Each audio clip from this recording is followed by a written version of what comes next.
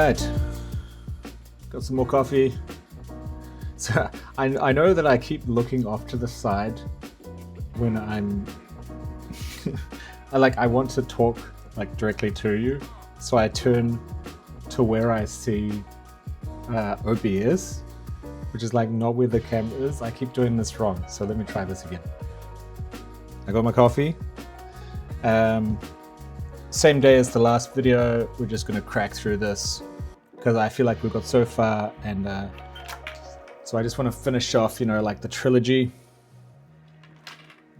of expressions. So we're going to expand our expression syntax a bit. The primary is basically what we're going to expand upon. And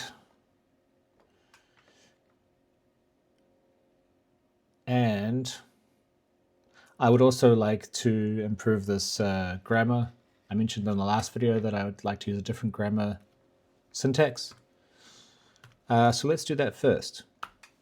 We're just going to have, if you've got something in italics, that means it's referring to one of these rules, one of these productions, apart from program, of course, because that's like our starting point. So, see, I think that's so much cleaner. A production is one or more statements. A statement. So actually, these cases, we're going to break out into their own thing. We already have scope in its own line. But we're going to move those to their own lines as well. We'll tidy those up a bit later. But for now... And also I'm going to put these slashes around the place. I've learned a little bit about this now. So slash is for a space, and slash is for a new line. So then we say a statement is a scope, or I'm going to have to put slashes for spaces, or it's a declaration, or it's an assignment, or it's an exit. Like this. Yeah, so then our scope. Should I put spaces after these two? Maybe I will, so then it's like symmetrical, bit of symmetry. And then we're going to use this text business here for where we have a literal. So, okay, this is going to scream at me for a little while until I fix it up. So I'll just fix this up so that we can get past it. There's some text there, there's some text there, and I think we need to escape these brackets. There we go.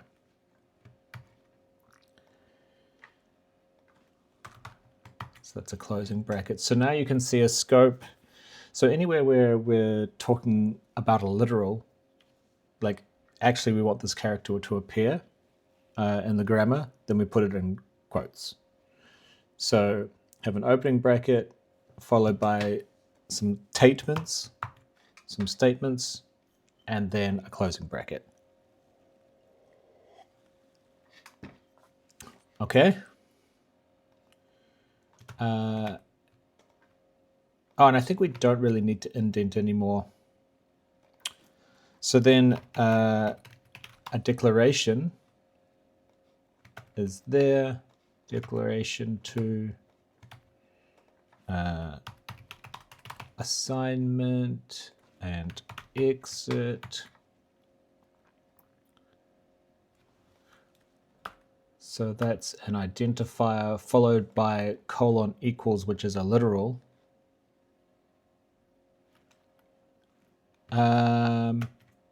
Yeah. I don't want to get ahead of myself. So it needs to be colon equals together. I was going to say, there could potentially be spaces between those, and that's all right. And actually, I think our parser will allow that. Interesting. Yeah, because I'm not considering this a single token. This is 2 tokens. Okay, so maybe I should do that. Yeah, because they're separate tokens. So there could be space between them or whatever. So we have spaces in between, right? I've been saying that I've been putting spaces everywhere, but that doesn't mean that there needs to be a space in the actual code. If we literally need a space, then we will put a space in quotes.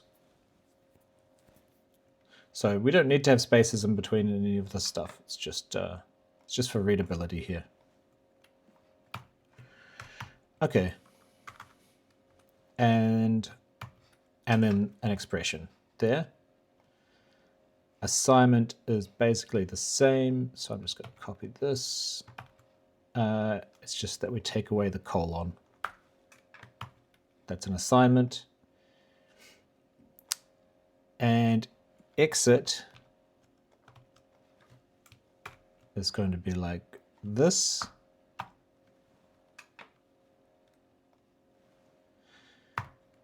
With expression.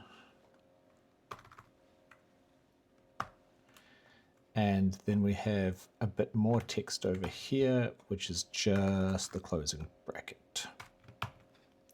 So exit bracket, expression, closing bracket. That's how you do an exit. See, I already feel like this is much clearer. I like it. So now we're going to define what an expression is.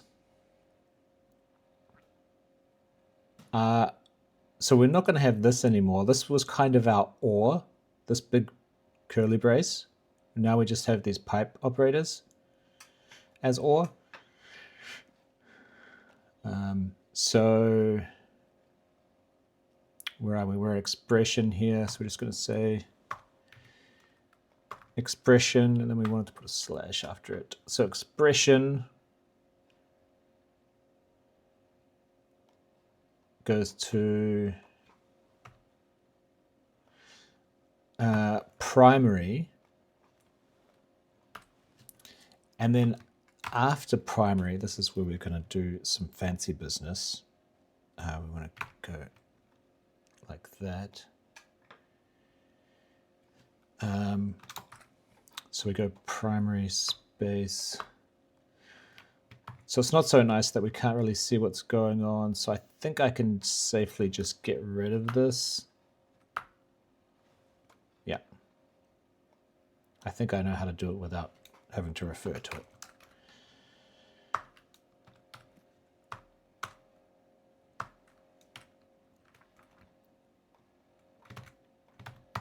Something like that.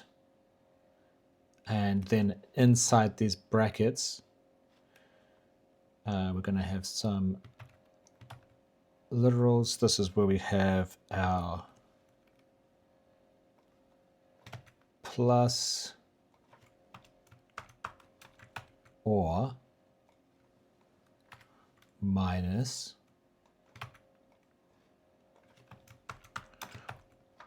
or asterisk or backslash.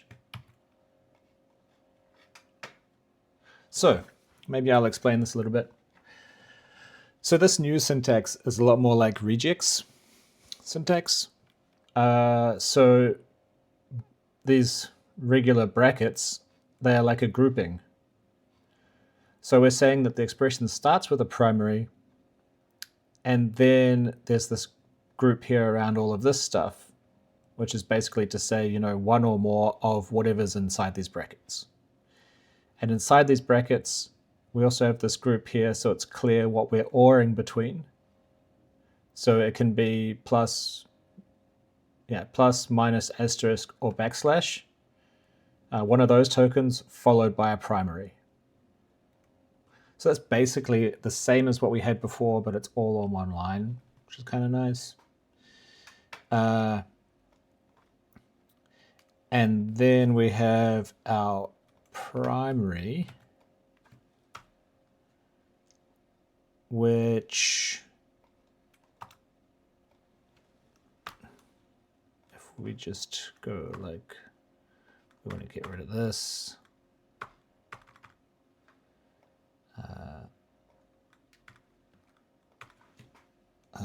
Underscore is here, but it does this little funny thing, so we escape it.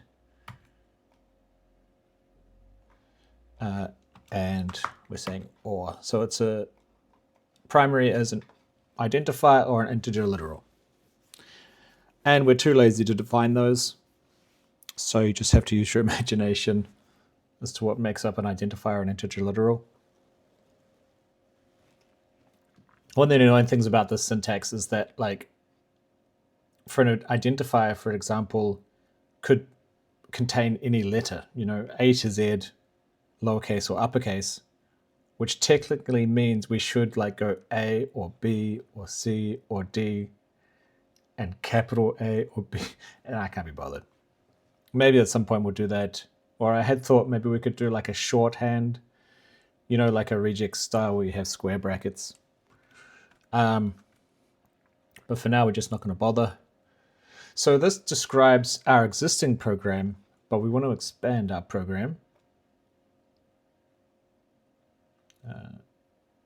Okay, just try to fit that in.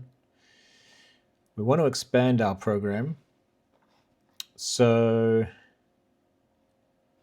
what is it that we want to do? I think the first thing we want to do is we want to have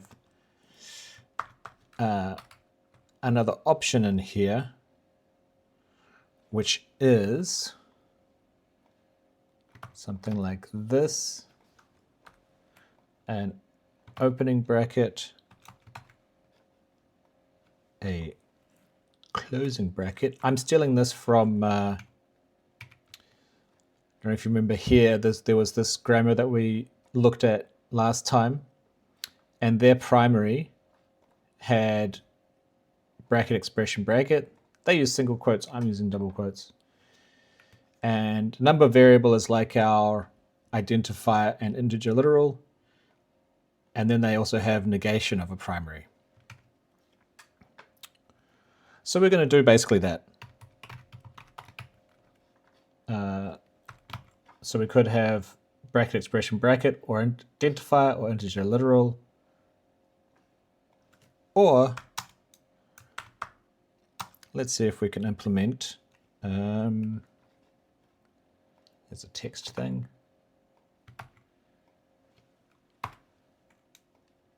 Negative primary. Yeah, negation of a primary. So this expression in brackets and this negation of a primary is basically all we need to add to get this nice thing. And then we've basically got BEDMAS. Exponents, we don't have exponents generally in programming languages. I don't know if there are any programming languages where you can do like asterisk asterisk.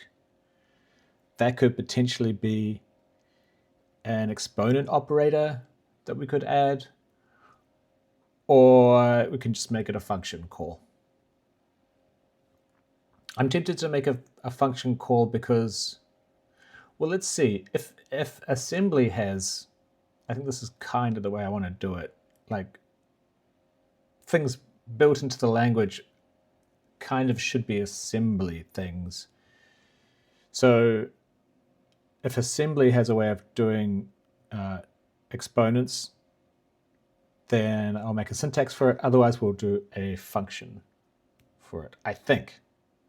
It doesn't really matter, but we're not going to handle exponents right now. So we're going to almost get BEDMAS. Yeah, okay. So do we need any tokens? No, we already have all the tokens we need. It's basically in parsing here. When we're parsing a primary, yeah, this is basically what we're going to change. Is binary operator precedence, to AST node. All of that's fine. So basically when we come in here,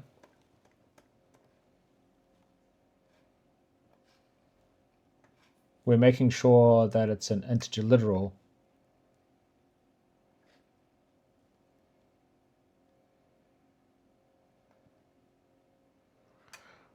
But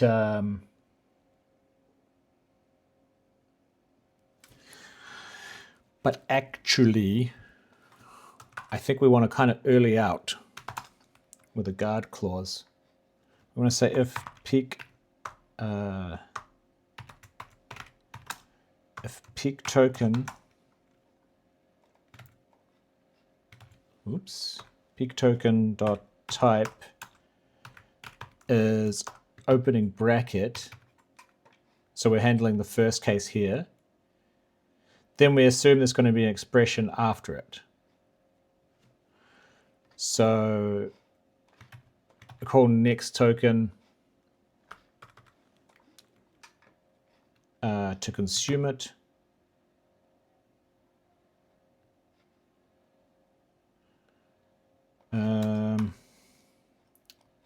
Do we want to verify? Why not? Maybe it makes it a bit clearer just to say, look, we're grabbing the token, the opening bracket token. I mean, we don't do it up here when we do next token, do we? No, we just do next token. Let's just do next token. Means we're using, no, because now I'm tempted to put a comment here to say that it's the opening bracket that we're using. And we also want one for closing bracket.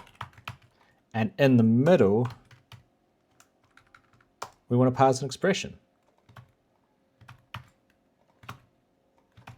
And the node becomes the result of that, and we return. What's wrong with that? Ah. Wow, thank you. Thank you for correcting me. There we go. So that's pretty much it, right? That makes perfect sense. Parse expression. I mean, this is the code version of this. Really? Here's our normal stuff. I think that the other early thing we want to do is the negation. This bit here. So this is also, if we peak and we get a minus,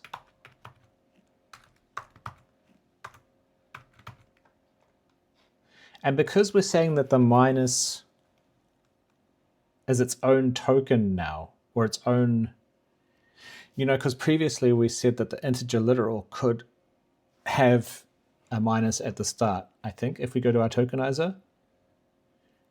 We haven't really done a whole lot in here for quite a while, but well, we do have this, so it's going to catch this and it's going to put in its own token. So this is never actually going to happen.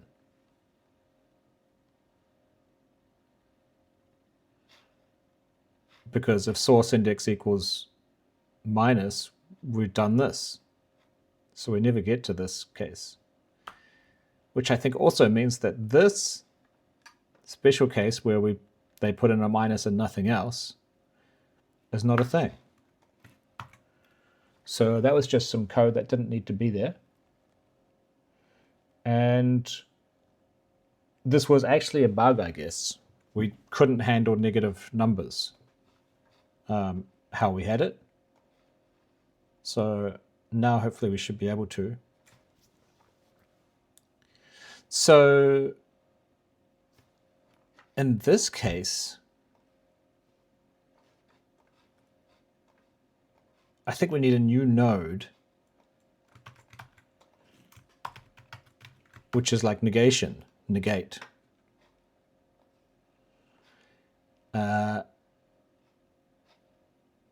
And we need to say,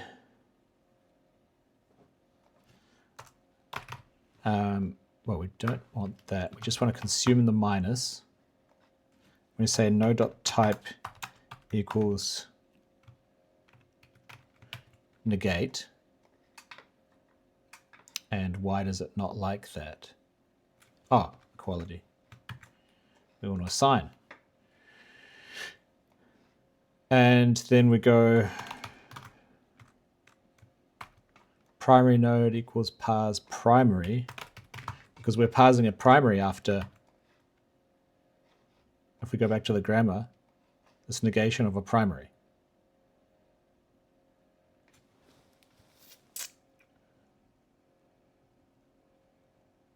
Yeah, so it could be negation of a variable, it could be negation of an integer literal, or it could be negation of a whole expression in brackets.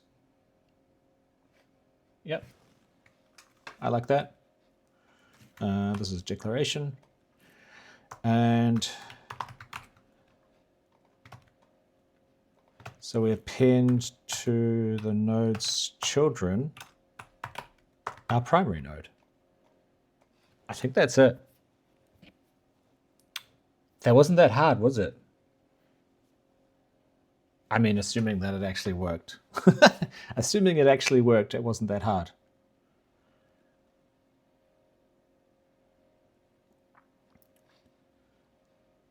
So is it enough? Like here, we've included we've added a new node, like an intermediary node between the primary and whatever's above it, called negate, because we need to perform that operation. Do we need anything in here? I don't think we do. I don't think we do. It just kind of resets, you know? We go back to parse expression, which means that we're starting from precedence 0 again.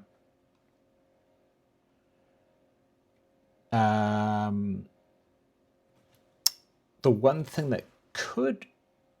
Now, I wonder if this would be an issue. Because implicitly here... Oh no, I'm thinking about generation. So let's go to generation and let's see whether it would be an issue.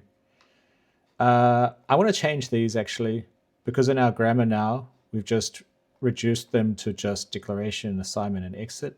They don't have statement on the end.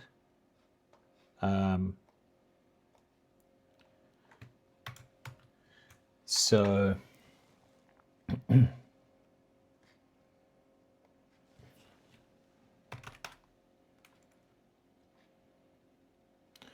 T-on statement should just be T-on. Yeah.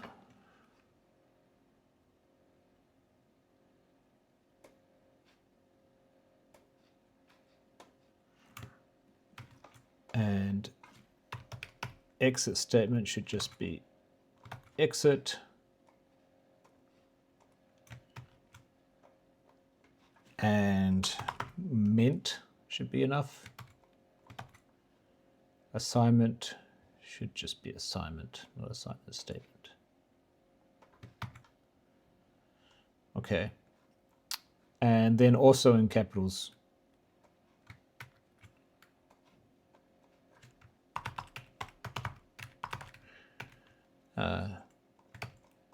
So that our types are updated.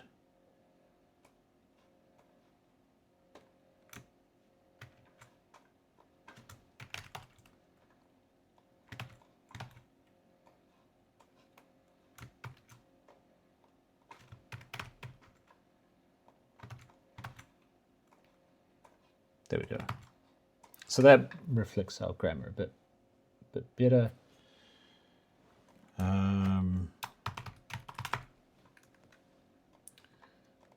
I also want to just say failed to parse exit.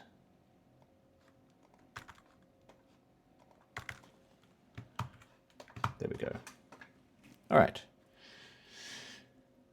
So generate assignment. No, not generate assignment. Generate expression is kind of where we're at. Well, actually, it's mostly generate primary that we're interested in, isn't it?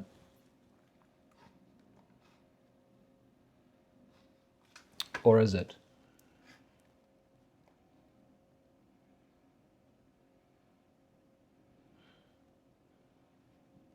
Yeah, I think it's generate primary that we're interested in. So, because it could be an identifier, it could be an integer literal. And if, or it could be, the other known one is it could be a negate. And anything else,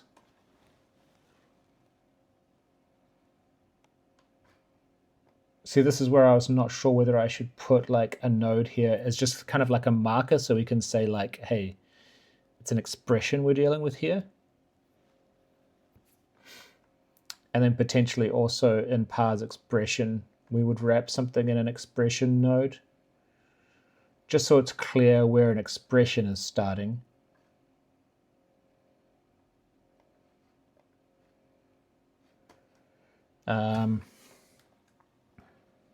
Because otherwise we kind of need to just remove this error handling and just say, if it's not one of these, then it's probably an expression. Let's just try and parse an expression, which is probably fine.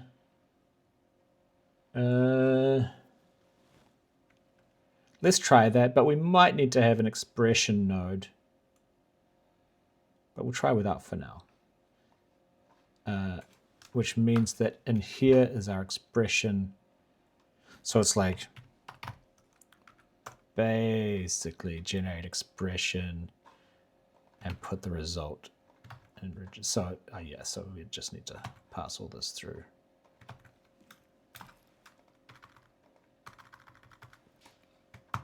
Yeah, so basically we're just generating an expression.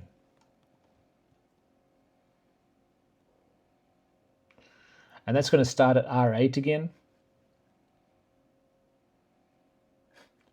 So this generate primary might return something in R8. I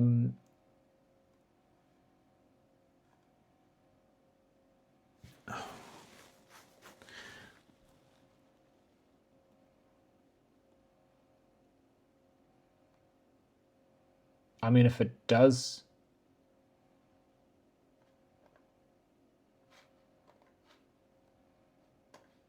no, it's not going to use R8 again. We're not using the default. We're explicitly going further deep in the numbers. And we kind of need to because we've been asked to put it in a certain register, so that's what we're going to do. So I think it's safe. So now negation.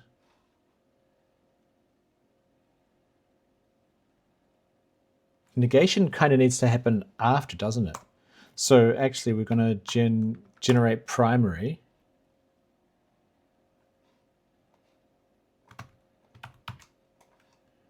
Right? And then we're going to imul with -1, or let's see if there's a proper way to do this or something. x86 negate.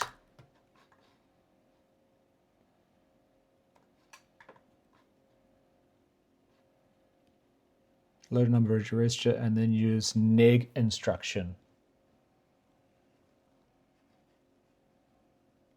The other way would be XOR and then sub.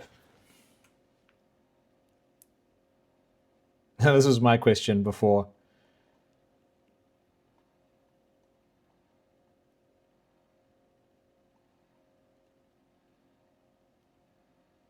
Yeah, so it's, yeah. I think it's more efficient. But we don't care about efficiency, we care about clarity, so we're going to go for neg. Just neg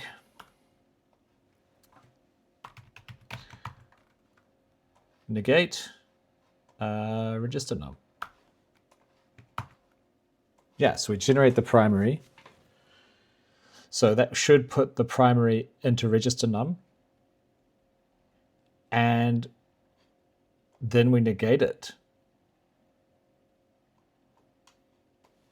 So then whatever deals with it after that is going to have the negative version. And then we just generate it. Is it really, again, so simple? I feel like this has been too easy.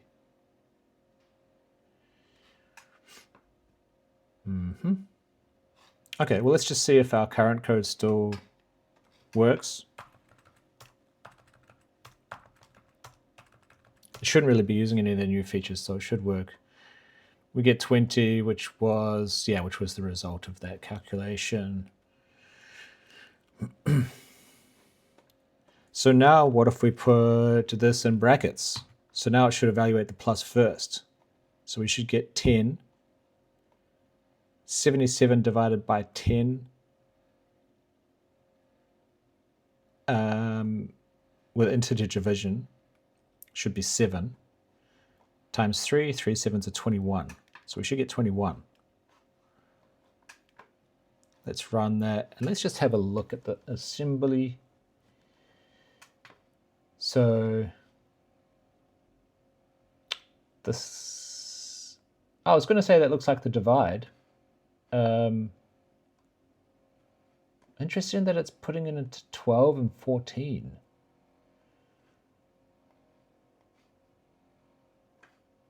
Assign primary. Okay, I've got a bit lost. So it's assigning this variable into a register. That's not what I expected, but let's keep going and see what happens. Now we've got 7 and 3. Yep. We move 7 into R13, and then we add R15 to it. So we've added those two together. Now we do a divide with R12, which is the number that we put in. It's interesting that we put the number into R12 up here. That's the part that I'm a bit surprised about. I thought it would be down here. But it works, right? So now it's assigned properly and it does the division. So it's doing that divided by the result of the add. Does that sound right? Yeah, it does. And then we've got this as our multiply. So we're putting 3 into R11. Oh, that's so interesting. 3 goes into R11 and this used R12. Because this is on the left and this is on the right. That's kind of how I'm thinking of it. And left is usually using a lower register number, so that's why I find it a bit confusing. But actually the odd register number is generally the higher register number. So it does make sense for R11 to be on the right-hand side. Anyway, it might not be using register numbers the way that I expect or ordering these quite what I expected, but it's doing it in a correct way. So it's putting 3 into R11. It's putting 10 into R8, which was the result of the divide. And then it's multiplying the two, putting the result on the stack, and then putting that into the exit code. So that should be right.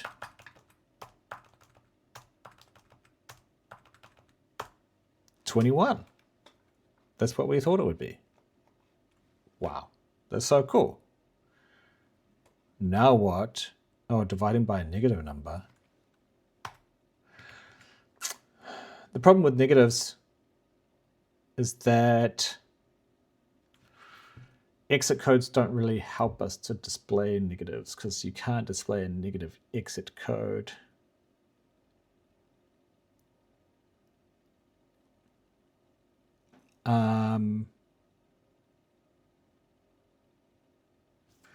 So maybe we can think up another example where we get a positive result, like negative that plus 40 or something.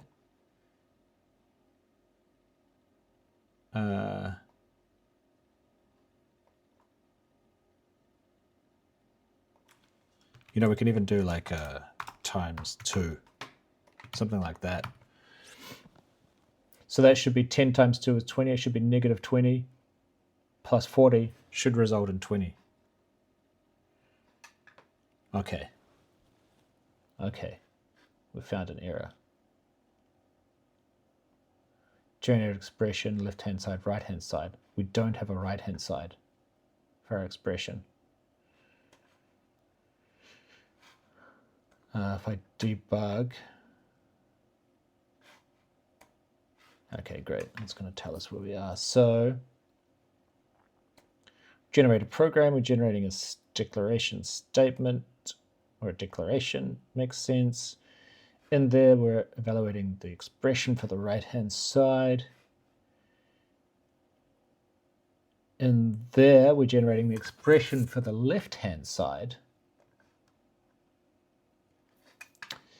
And the left-hand side is a negate.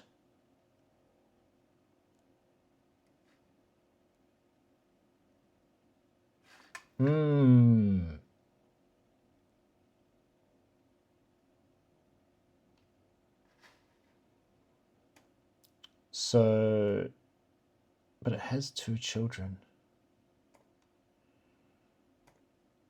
So what's the right-hand side node? It's an integer literal. It's probably this. Yeah. So this is the left-hand side node. That's the right-hand side node. And this is just a negate, right? Like if I go into here, the left-hand side is going to be a multiply, but the right-hand side doesn't exist. You know, it's just one thing. So we need special handling for a negate.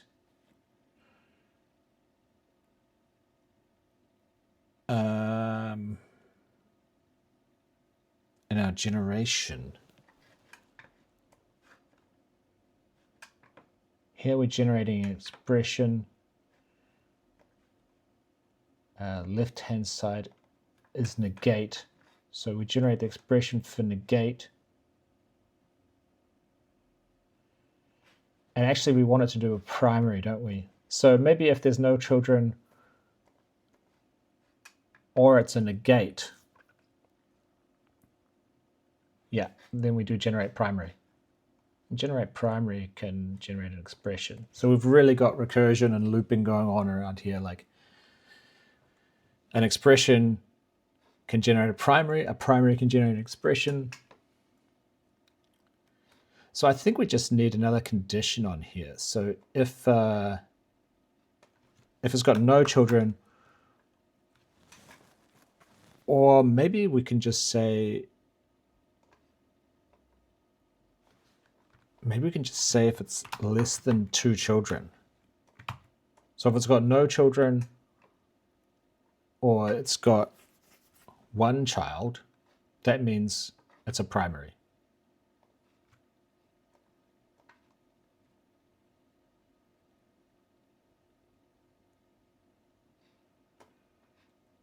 And this is going to be an infinite loop. Got to avoid those infinite loops. This should be node.children0, because we don't want it to generate primary with the negation node again. We want to use the child of it. Okay. Okay. Now let's see what happens. Oh, exit code 0. I like to see them exit code zeros. 20.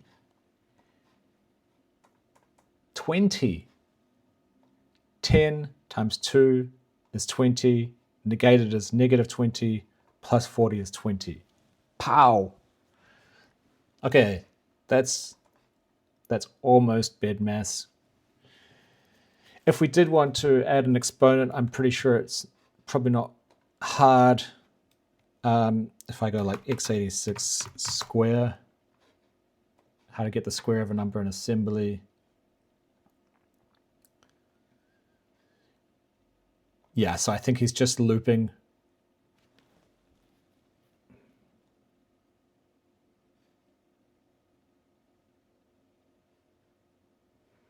Yeah, the answer just seems to be like a loop.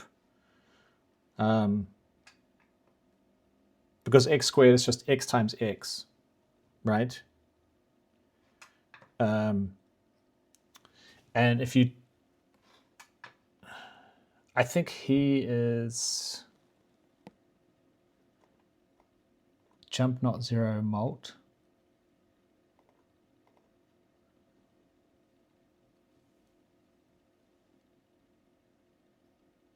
Oh, he's decrementing. Decrementing. So this is the generic form.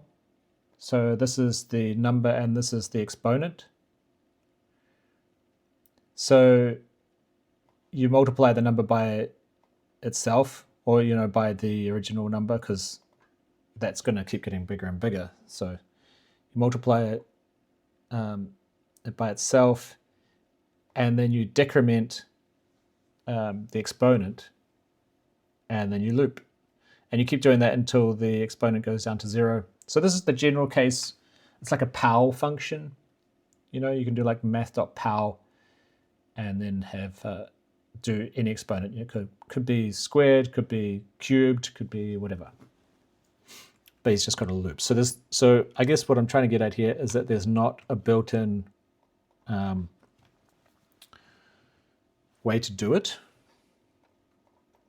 in assembly.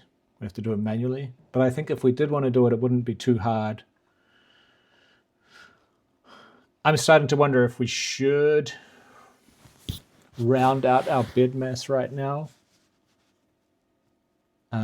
Or is there something else? Because we're only 40 minutes in. Was there something else that I wanted to take care of? I think there was some generation stuff. Like we could finally have a look at this.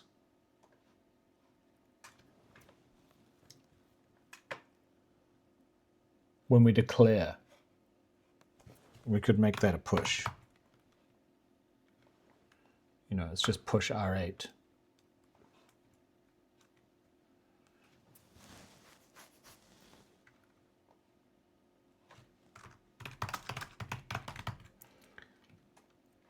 And then this allocate space is not needed.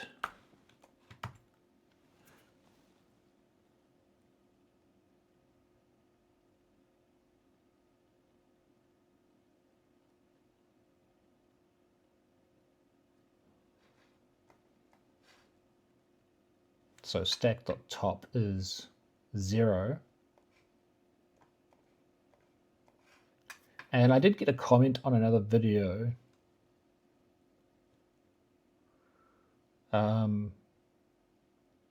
where I was doing some of this stack manipulation, and he mentioned that instead of RSP, if we just look for everywhere we used RSP. So this, we need to use RSP, right? We're reducing the size of the stack. That's fine. Down here, yeah, and so it's these two here.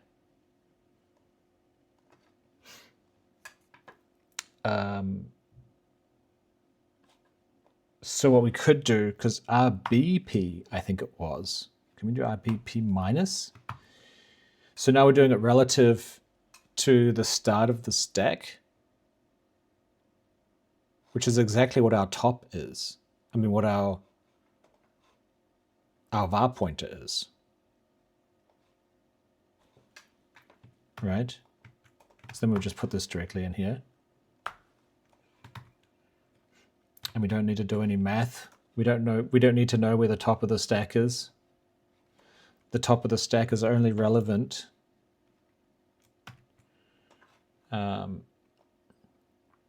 it's only relevant when we well, this is when we push, so this is to keep track of it. And we use it here so that we know how much to clear out.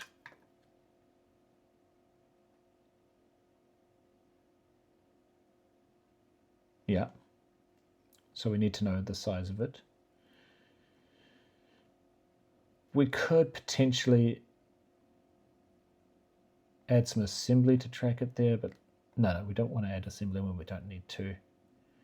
So this is where it's being used and where I've instead put this, because we don't need to subtract it from the top anymore. So that's assigning a value. And then down here is one other place where we use it.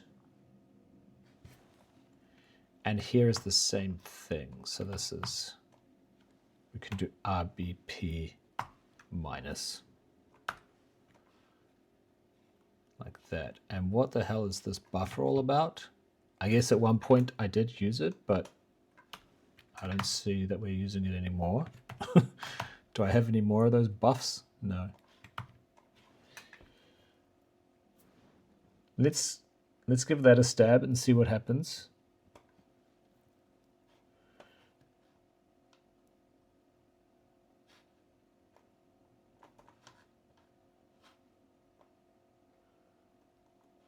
Yeah, so we pushed it onto the stack, and so it's the first thing on the stack, so it should be at the bottom of the stack, which is RBP. And here we're offset from the stack, so that must be this variable that we pushed on is what we're trying to refer to here. Yeah, let's see if we get the right result, because we are referring to, well, we don't refer to a variable in here.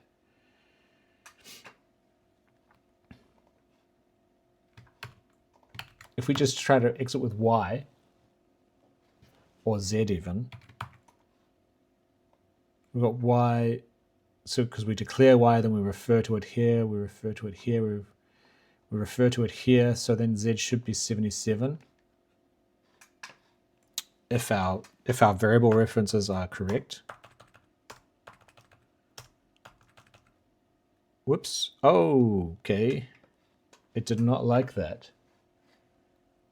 Segmentation fault. What about NASM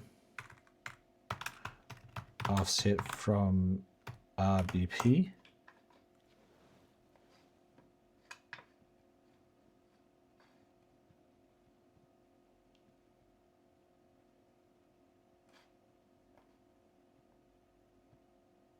Yeah. So they're doing pretty much what I'm doing. So what is the issue here? I think I should have actually, let's go back to before we made these changes.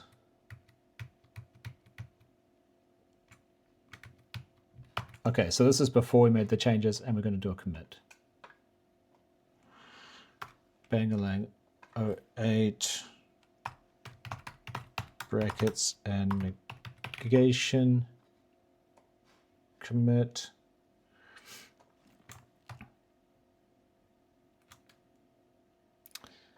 Okay. So it could be because we're moving from the stack. I mean, we were moving from the stack before. I was going to say it could be one of those things where we need keyword, but I don't think so, because we were moving from an offset before as well. Let's have a look at the assembly again.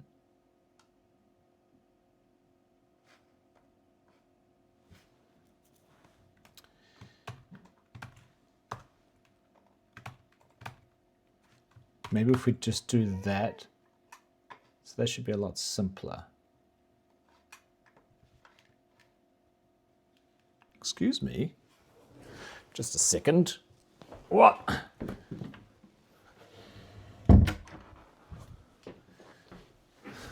Back. Okay, so that's a lot simpler, that program, right? It should just be y equals 34. Oh, it's created a whole bunch of assembly, but none of it's going to get executed, right? It's just going to exit here. So it's just a few assignments and an exit. I'm curious if that will run. No, it doesn't like that either. Could it be the -0? We can just play with the assembly, you know?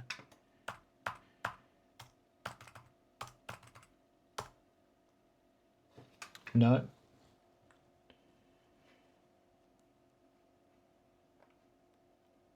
Push.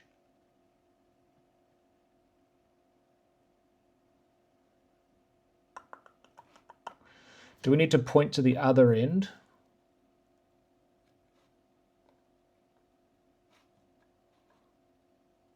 Like, is it somehow +8 that we need to point to? When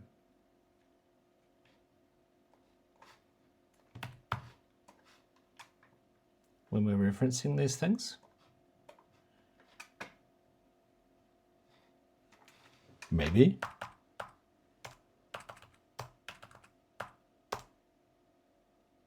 No.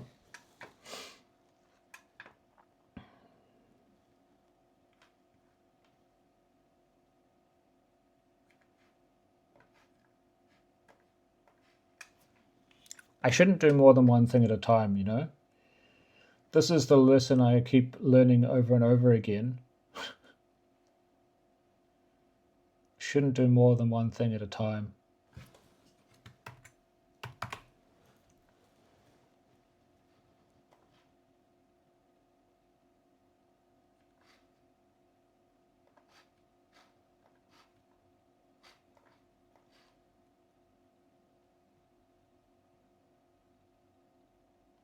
Because we've changed to RBP and we've also changed to push, you know? And I feel like, oh, I closed that file. I feel like that was a mistake to do two things at once. So the thing that initially we wanted to do was to change to RSP, no, to change to push. So anywhere where we have RBP, let's go back to what we had before. Yeah. We don't need that buff though. So this is kind of the same, except now we have pushes instead of moves. And therefore we don't need to manually sub the stack pointer. So let's see what happens with this.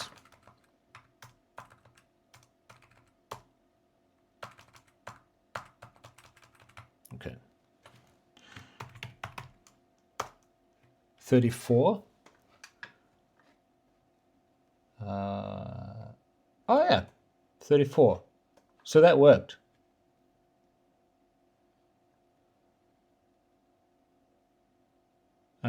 But our use of RBP was not correct.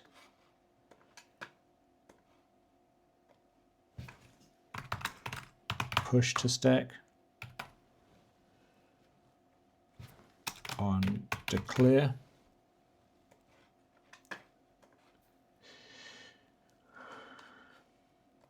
Where are we at?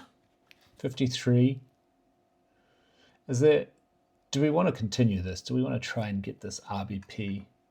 I think RSP is working, so let's just leave it right now. I don't think we get anything really out of switching to RBP. It's just a different...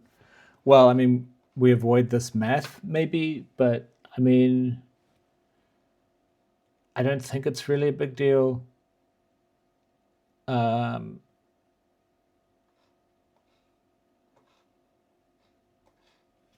Yeah.